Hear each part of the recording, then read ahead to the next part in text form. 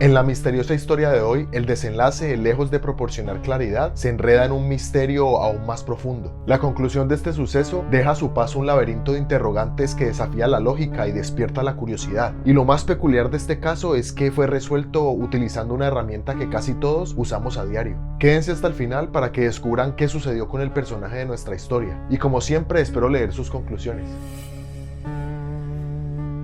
El jueves 28 de enero de 1993, el abogado David Lewis se encontraba en su oficina trabajando en un par de casos importantes los cuales necesitaba resolver. La vida de David transcurría de manera normal. Sin embargo, después de un par de horas, el abogado se sintió indispuesto, así que pensó que lo mejor era irse más temprano para poder llegar a casa y descansar. Así que se despidió de sus compañeros de trabajo, explicándoles la razón del por qué se iba más temprano, pero que los vería al día siguiente. David salió de su oficina y empezó su viaje. A mitad del camino, se detuvo en una gasolinera y tanqueó su carro usando su tarjeta de crédito. Esa noche, a pesar de que no se sentía bien, David dictó su clase de derecho, la cual enseñaba en la firma de abogados Buckner, Lara y Swindler. David estaba muy ansioso porque llegara el fin de semana, ya que se jugaría el Super Bowl, el evento de fútbol americano más importante del año. Los Vaqueros de Dallas estarían disputando el título y David era un súper fanático de este equipo. De otro lado, su esposa Karen y su hija tenían planeado viajar a Dallas para ir de compras y pasar el fin de semana compartiendo juntas.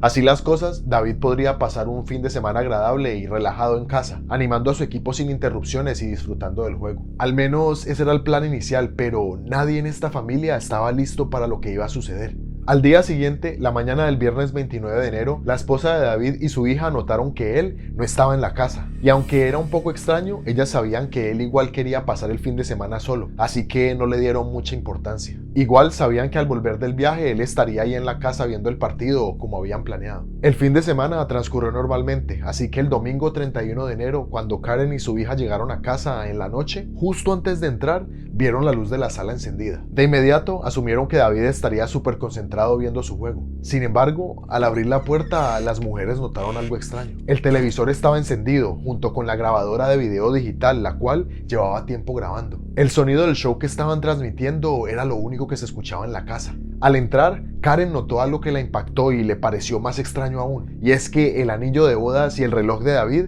estaban en la cocina. La escena se hacía más extraña. La secadora de ropa aún estaba encendida y en el refrigerador había 2 sándwiches de pavo recién hechos. Pero David no estaba por ningún lado. Ya que Karen no había visto a su esposo antes de su viaje a Dallas y al ver que aún no había señales de él, se inquietó un poco. Pero ella intentó no preocuparse. Sabía que no podía armarse películas en la cabeza por algo que podría tener una simple explicación. Así que pensó que de pronto David decidió ver el Super Bowl en otro lugar, o que tal vez habría salido a comprar algo que hubiese olvidado. Y por esta razón, habría decidido grabar el juego para no perderse ningún detalle después. Así las cosas, Karen y su hija se alistaron para dormir, esperando a que David llegara más tarde o al menos por fin verlo en la mañana siguiente. Pero desafortunadamente David no apareció y la angustia finalmente se apoderó de Karen. No era normal que David no llegara a casa, pues él no acostumbraba a ausentarse por tanto tiempo y mucho menos sin avisar. Y las cosas solo empeoraron cuando Karen se dio cuenta de que ese día David había faltado a un par de citas en la mañana. Algo que no era para nada común, ya que David era una persona muy puntual y responsable. El anillo de bodas y el reloj seguían sobre la mesa de la cocina donde los habían visto la noche anterior. Y ahora los miedos de Karen se empezaban a hacer realidad. Entonces, sin esperar más, Karen decidió reportar la desaparición de su esposo al departamento de policía de Amarillo el lunes 1 de febrero. Y aquí es donde esta historia se complica más. De inmediato, la policía activó el protocolo de búsqueda e iniciaron las investigaciones. La primera pista encontrada de actividad sospechosa sucedió el sábado 30 de enero, cuando $5,000 fueron depositados en la cuenta bancaria de la familia de David. Pero lastimosamente no se pudo determinar quién realizó la consignación. Segundo, los oficiales se enteraron de que alguien que usaba el nombre de David había comprado 2 boletos de avión antes de que él desapareciera. El primer boleto lo habían comprado el 31 de enero y tenía como destino la ciudad de Dallas, saliendo desde la ciudad de Amarillo, la cual está a solo 45 minutos en carro de donde vivía David. El segundo boleto era saliendo de Los Ángeles, California, para llegar a Dallas, Texas. Las autoridades no entendían por qué David habría comprado estos boletos sin ni siquiera avisarle a sus familiares. Lo más complicado era descubrir si viajó, pues en 1993 en los aeropuertos de Estados Unidos no se exigía la identificación justificación para abordar un vuelo. Entonces no se pudo comprobar si en realidad fue él quien compró los tiquetes aéreos. Y aunque no se pudo establecer si David fue el que los compró, un amigo de la iglesia le comentó a las autoridades que había visto a David en el aeropuerto el fin de semana antes de su desaparición. Su amigo lo saludó, pero David no tenía muchas ganas de tener una conversación en ese momento. Es más, su comportamiento era algo extraño. Estaba muy exaltado y después de saludar a su amigo corrió por una terminal de las aerolíneas Southwest. Pero lo más curioso es que David no llevaba ningún equipaje. El 2 de febrero, un día después de que Karen reportara su desaparición, las autoridades encontraron la camioneta Ford Explorer de David. Esta fue hallada en un estacionamiento junto al juzgado del condado de Potter, en la ciudad de Amarillo. Al revisar el carro, encontraron las llaves de su casa y del carro debajo de la alfombra del piso. Y además encontraron su licencia de conducción, sus tarjetas de crédito y su chequera. Aunque un poco sospechoso, su familia admitió que esto era un comportamiento típico de él. El día que hallaron el auto y después de preguntar a sus alrededores, las autoridades se dieron cuenta de que uno de los ayudantes del sheriff, quien patrullaba esa zona la noche anterior, vio como alguien muy parecido a David estaba tomándole fotos a la camioneta la noche anterior. Tratando de encontrar pistas que condujeran al paradero de David y uniendo las pocas que tenían, Karen les contó a las autoridades que lo único que faltaba en la casa era un par de pantalones deportivos verdes de su esposo y que tal vez esta información les serviría. De otro lado, en el desarrollo de las investigaciones, un taxista informó que el 1 de febrero había recogido a un hombre muy parecido a David, al cual llevó al aeropuerto internacional de la ciudad de Dallas. Al recoger a David, el taxista le preguntó a David que hacia dónde se dirigía, a lo que el abogado esbozó unas palabras que el taxista no recuerda. Lo único que recuerda es que se veía bastante nervioso. Cuando finalmente llegaron al aeropuerto, David sacó un fajo de billetes de 100 de su bolsillo y contando rápidamente pagó en efectivo, abrió la puerta y se fue. Después de este suceso, nadie reportó haberlo visto más. ¿Qué causaría que David se viera tan nervioso los últimos días? La familia de David no creía que se hubiera ido por su voluntad. Ellos estaban muy seguros de que se trataba de algo más y lo más seguro es que había sido un secuestro. David estaba muy entusiasmado por el próximo cumpleaños de su hija. Asimismo, sus amigos afirmaron que él tenía muchos planes para su vida profesional y que estaba feliz con su vida en general. El abogado era muy activo en su comunidad y en varias organizaciones benéficas. Entonces, nada de esto tiene sentido. ¿Cómo y por qué iba a desaparecer voluntariamente? La familia y los amigos de David estaban convencidos de que él nunca se iría voluntariamente. Él amaba mucho a su familia como para desaparecer de un momento a otro. Sin embargo, quizá el abogado estuviera pasando por alguna dificultad que no quiso compartir con su familia, y mucho menos con sus amigos o compañeros de trabajo. Aunque, teniendo en cuenta algo que sucedió antes de su desaparición, de pronto habría una respuesta. David enfrentaba una demanda por un conflicto de intereses, por un monto de $3 millones, interpuesta contra su antiguo bufete de abogados por un cliente adinerado. David no pensó que la declaración causaría algún daño a su cliente. Así las cosas, él sería la última persona destituida antes de su desaparición. Sin embargo, los hechos quizá cuentan otra realidad. Todos los documentos que involucraban a David en esta demanda desaparecieron y no han sido encontrados. Entonces, aún no queda claro si esto es relevante en este caso. Pero David tenía planeado viajar a Dallas para lidiar con esta situación. Pero entre más investigaban este caso, más cosas extrañas aparecían. La esposa les contó a los investigadores que cuando David se desempeñó como juez, recibió varias amenazas de muerte justo antes de desaparecer. David también le confesó a su esposa que ellos estaban en peligro, pero no le dio más detalles. Entonces, queriendo saber más, los investigadores decidieron citar a la esposa de David para que participara en una prueba del polígrafo. Pero extrañamente, ella se negó, lo que desencadenó conflictos entre ella y los investigadores, y muchas dudas comenzaban a surgir. ¿Será que ella ocultaba algo? ¿Y por qué se negaría a esta prueba? ¿No estarían ustedes dispuestos a tomar cualquier prueba o examen para ayudar a esclarecer la situación de un ser querido? La familia y los amigos de David se sostenían en su teoría de que fue secuestrado. Él nunca habría elegido abandonarlos, mucho menos que tuviera un perfil suicida. Contrario a ellos, las autoridades creían que el abogado pudo tener intenciones de atentar contra su vida, pues según uno de los investigadores, este caso tenía muchas características de ser uno de esos. Y también dijo que la gente no siempre hace lo que esperas. De otro lado, algunos teorizaban que quizá David pudo estar involucrado en algo que no debía, y al quedar expuesto, sintió que todo se derrumbaba a su alrededor y tomó una decisión definitiva. ¿Pero cuál? Esa era la incógnita. Después de investigar el caso de David durante 11 meses sin novedades, la Unidad de Crímenes Especiales de Amarillo canceló su búsqueda por completo. Y lastimosamente los investigadores declararon al abogado como desaparecido voluntariamente. Tristemente, no pudieron encontrar evidencia de juego sucio y creyeron que David en realidad había comprado los 2 tiquetes de vuelo de buena gana y simplemente había decidido irse dejando su vida y su familia atrás. Pero 10 años después, esta historia tomaría un rumbo inesperado.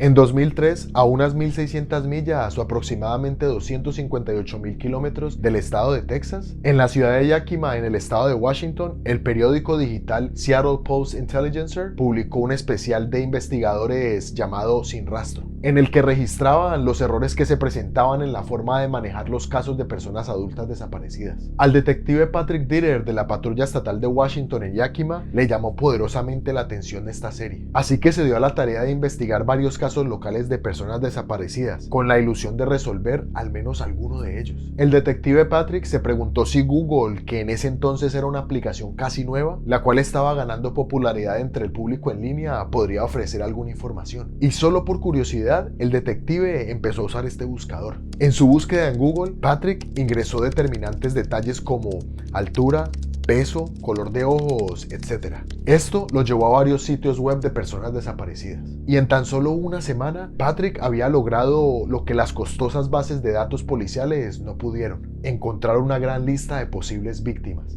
Y para su sorpresa, uno de los fallecidos sin reconocer del estado de Washington se parecía mucho a una persona desaparecida en el estado de Texas. Aunque los dos tenían muchas similitudes, la relevante diferencia era que la persona desaparecida utilizaba gafas y el difunto no las llevaba cuando lo encontraron. Pero el detective no se daba por vencido y sabía que había descubierto algo súper importante, así que continuó investigando aún más. Es así como se dio cuenta que la Policía Estatal de Washington había guardado toda la evidencia de esta persona fallecida, la cual hasta ese entonces no tenía nombre.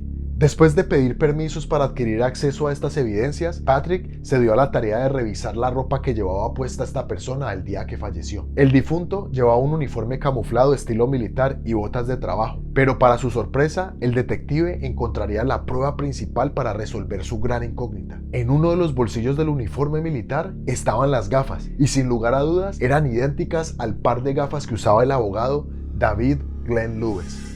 De inmediato, Patrick se contactó con el Departamento de Policía de Amarillo en el estado de Texas y envió una muestra de tejido de la víctima que se había conservado desde 1993, así como los zapatos de la víctima también conservados desde esa época. La muestra de ADN se comparó con una muestra de ADN de la madre de la persona desaparecida en la ciudad de Amarillo, en Texas. Y es así como finalmente, gracias a Google y a la intensa búsqueda del detective Patrick, el abogado David fue finalmente encontrado, poniendo fin a 10 años de incertidumbre y a un misterio el cual nadie había podido resolver. Su familia por fin encontraba un final a esta larga historia, pero a pesar de por fin llegar a una triste resolución, esta solo dejaba a la familia de los investigadores con más preguntas. Y es que todos no entendían qué hacía David en esta ciudad, cómo murió y por qué estaba vestido de militar. Y la historia solo se enredaba más. Al querer esclarecer este misterio, los investigadores empezaron a poner todas las piezas del rompecabezas. Los investigadores analizaron de nuevo lo que había pasado 10 años atrás, pero ahora añadiendo lo que sucedió en la ciudad de Yakima, en el estado de Washington. La noche del lunes 1 de febrero de 1993, es decir, un día después de la desaparición de David y del partido de fútbol americano, en la carretera estatal 24, a la salida de un pueblito llamado Moxie, a tan solo 12 kilómetros de la ciudad de Yakima, en Washington, un hombre caminaba por el medio de la carretera.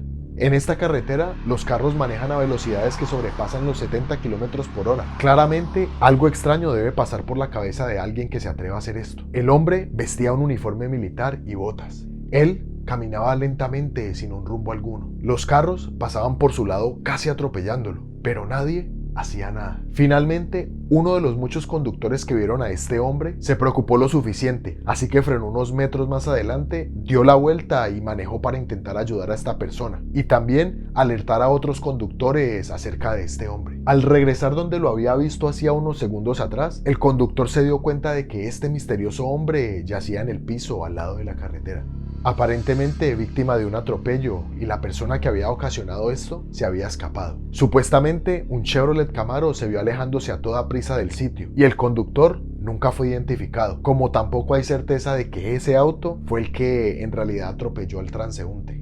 La autopsia concluyó que el hombre falleció a causa de las lesiones del accidente. En su organismo no se encontró ni alcohol ni sustancias alucinógenas. Como el fallecido no tenía documentos de identidad, fue clasificado como un difunto sin nombre, y así permaneció durante 10 años. Hasta que el detective Patrick del estado de Washington y su búsqueda en Google finalmente dieron con la identidad del hombre, el abogado David Lewis. Finalmente, casi todas las piezas del rompecabezas estaban puestas en su sitio. Pero como les decía, las circunstancias de la muerte de David son incluso más extrañas que su desaparición. Él falleció en un atropello y fuga en una solitaria carretera de 2 carriles, cerca de Moxie, un pueblito pequeño en el estado de Washington, a unos 15 kilómetros del aeropuerto de la ciudad de Yakima. La hora de su muerte fue registrada a las 10:24 de la noche, lo que significa que David viajó alrededor de 258.000 kilómetros o 1.600 millas desde su residencia en Texas hasta el pequeño pueblo de Moxie para ser asesinado solo a unas 29 horas después de estar en su casa grabando el partido de fútbol. La familia del abogado estaba completamente desconcertada por las circunstancias que condujeron a su muerte. Ellos dijeron que nadie en la familia tenía amigos ni familiares o vínculos conocidos con el área de la ciudad de Yakima en Washington, donde fue encontrado David. Es más, esta era la primera vez que ellos escuchaban de esta ciudad, ya que no la conocían. Por otro lado, el viaje a esta área habría durado alrededor de 23 horas en carro o varias horas en avión, ya que no había vuelos directos para la ciudad de Yakima, por lo que se desconoce cómo David llegó hasta esta área, especialmente en el poco tiempo que lo hizo. Pero si David viajó en carro hasta Yakima, ¿cuál era el objetivo? Y esta opción, la verdad, es casi imposible. ¿Quién puede manejar 23 horas seguidas? ¿Será que entonces sí se podría confirmar la historia del taxista testigo, el cual dijo que había llevado a alguien muy parecido a David al aeropuerto de Dallas ese 1 de febrero?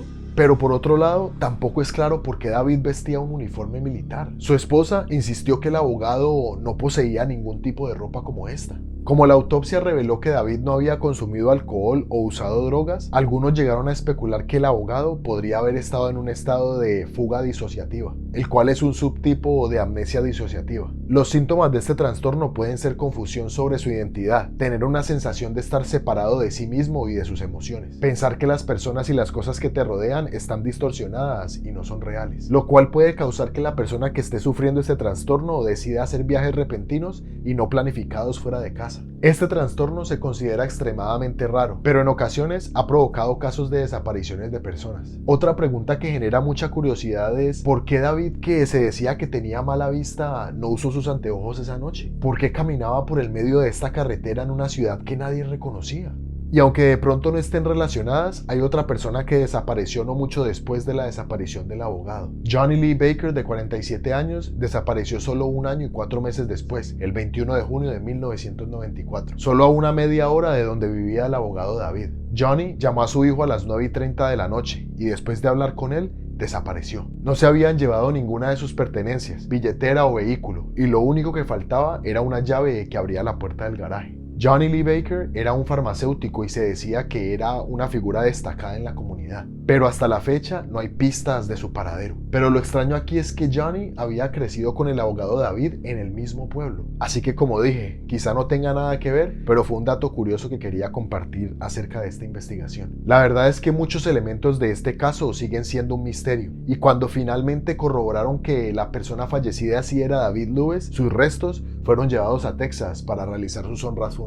Esto es lo que dice parte del obituario. Hemos extrañado muchísimo su amor y su devoción. Tocaste tantas vidas mientras estuviste aquí. Qué triste que muchos de tus sueños quedaron sin cumplir. Sabemos que Dios te está usando para su obra todopoderosa. A David le quedaba mucho tiempo por vivir y es trágico saber cómo su vida se vio truncada. Este es uno de esos casos en los que no obtendremos las respuestas que buscamos, ya que la única persona que sabe qué pasó realmente ese fin de semana es el abogado David Glenn Lewis.